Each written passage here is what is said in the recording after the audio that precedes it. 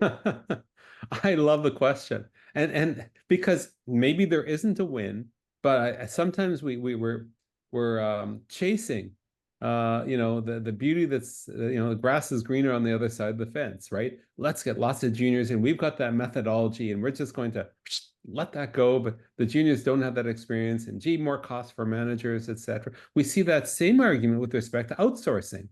So many organizations, professional service organizations, will outsource a big chunk of work to overseas, to India, to Vietnam, to other places, and doing all that work there.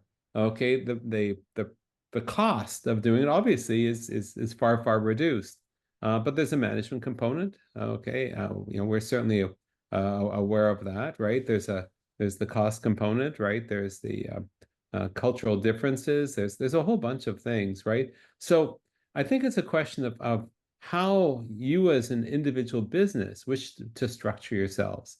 Is it to say, well, we're going to have 30 juniors, a very high leverage model of like 30 juniors to every senior?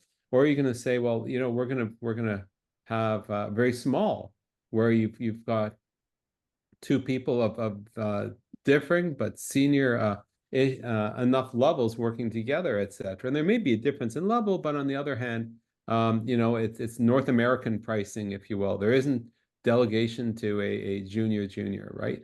And so I think that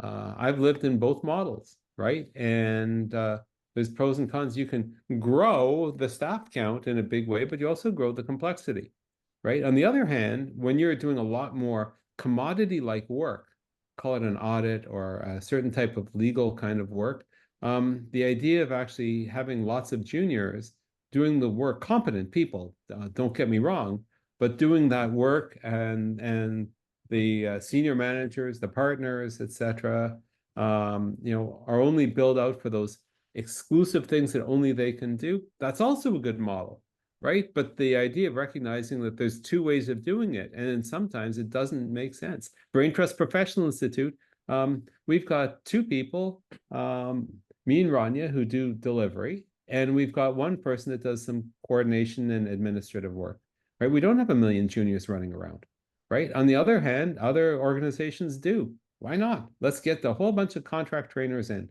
Let's get a whole bunch of subsidiary junior coaches in or something like that.